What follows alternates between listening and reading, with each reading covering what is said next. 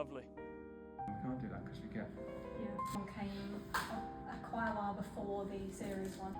Since commercials got involved, we're not exactly... Hi everyone, here at the Royal Armouries, and to continue our series on the unique story of the rifles associated with SA80, I'm here with Jonathan, and we have probably again one of the most unique prototypes for SA80. I'm not an expert on it, first time seeing these, apart from obviously in your book. So I'll let Jonathan talk about the rifles we have here today. Yeah, it's actually really good to have them both on the table at the same time because people get confused. If they even know about these, they get confused between the two. They are both cut and shut AR18s, but the critical difference is this was, designed as a stretch, although they have had to make a custom butt plate for this and for the Stoner that you've looked at as well. Yes. So they've machined up a butt plate to replace the buttstock, and a lot of this up here is custom designed for what they called a mock-up. So they've gone from what they called a space model, which is like the wooden mock-ups, to real steel, and in theory even functional, although this one doesn't actually fire. So they can get a sense of how such a thing might handle.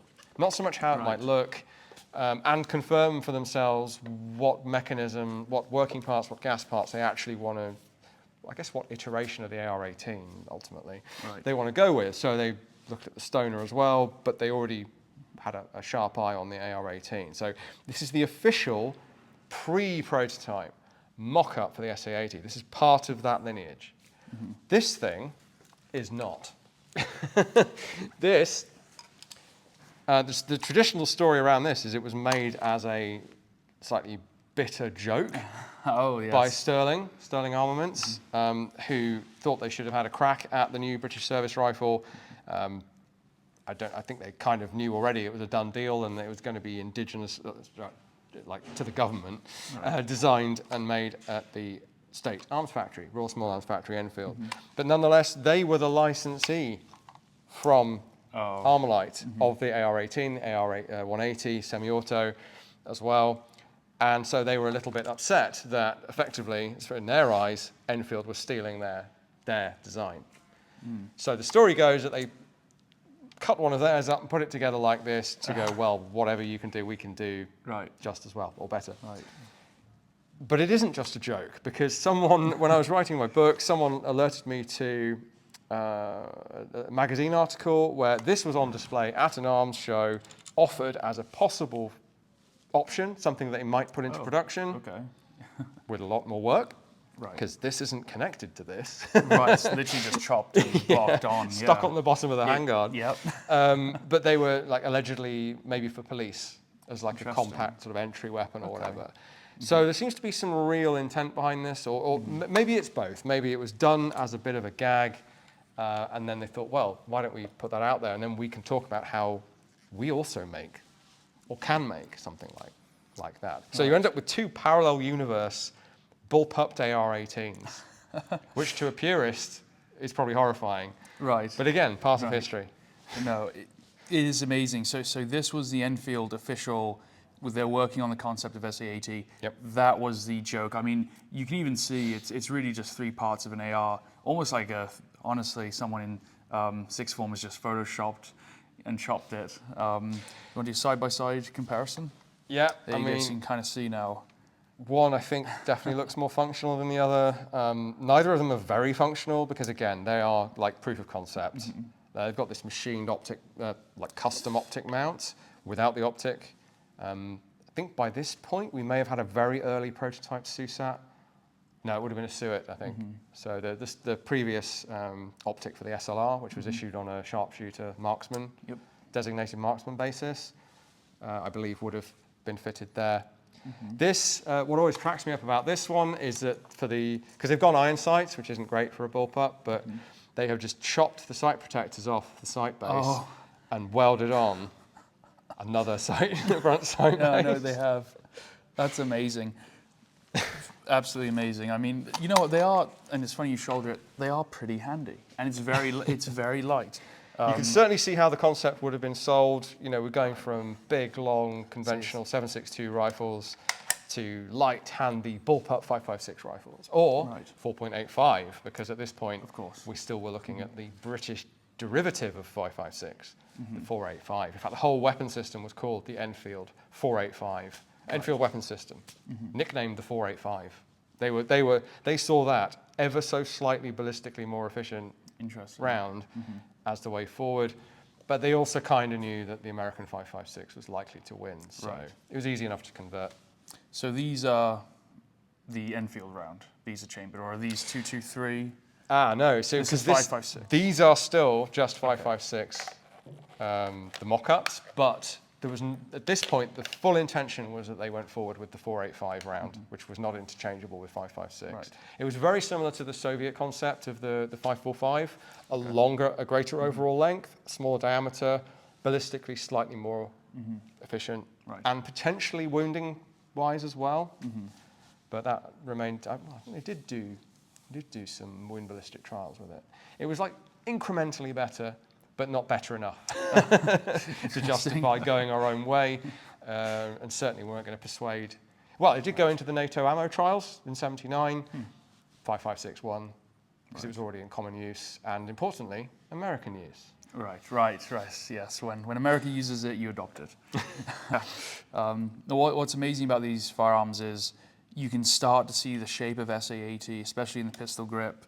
Some of the early magazine, it's starting, even though it's very much a prototype, you can tell that the guy at Enfield that cut this wood grip, it was the same guy that made the SA80 grip and all these sorts of things. I mean, that original Sidney Hance drawing of what becomes the first generation SA80 and the wooden mock-ups, they already have that shape of grip, so they already have an idea of the ergonomics they want. And really, they're kind of cribbing that from the AR18. Right. So it isn't just the entire insides of it Right. that's derived It's the directly grip, from it's AR18. It's also the grip, yeah. It really is fascinating. I mean, having built and designed a firearm from the ground up, this is where you start off. I have my first garage build, SA80, and so it's cool to see how they did it and how that story's told, because you really do start by just kind of throwing things together and seeing if it works. Yep. So. Oh, I should say before we close, there's another myth that this thing was made from a captured IRA rifle. Oh, yes. This thing. Yeah, so a couple of claims made, possibly by Sterling employees. One was that this was a captured IRA, AR18. Certainly they were captured from the IRA. People in America, Armalite, people think they're talking about the AR18, 180 realistically, because they're all semi-autos as far as I know. Actually, Armalite was a generic term and referred to AR-15 or 18, and just as many, if not more, were AR-15s. So as much as that's another myth, semi-myth. So this was accused, or Enfield were accused of using an IRA gun to make their new British Army rifle. You can see how that might cause some waves in the press or something. Didn't really in the end.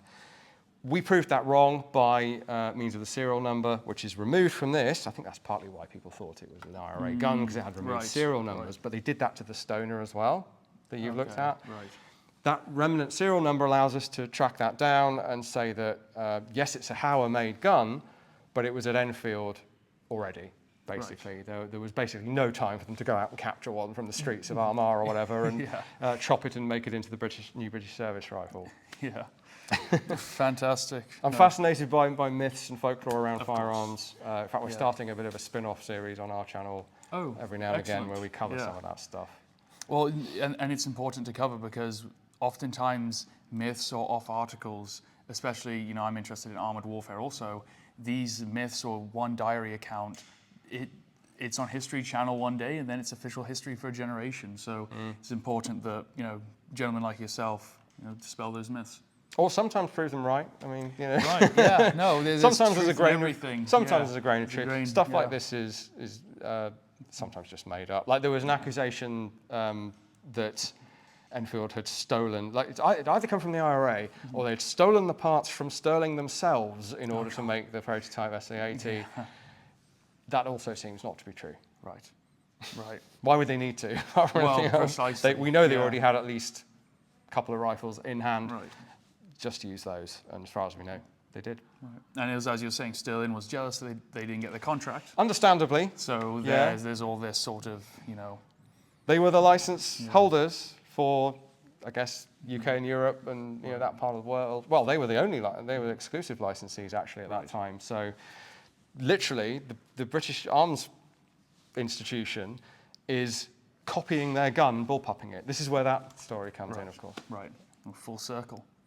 Well, thank you so much for your time. You're welcome. As I've said before, if you're interested in firearm history, please do visit and support the Royal Armouries. And if you'd like to purchase an EM85, visit murdochandco.com. And as I've said before, this is part of our mission here at Murdoch & Co. of education and preservation of history. And I'm so glad that you can, help us do that. So thank you so much, and we'll see you guys next time.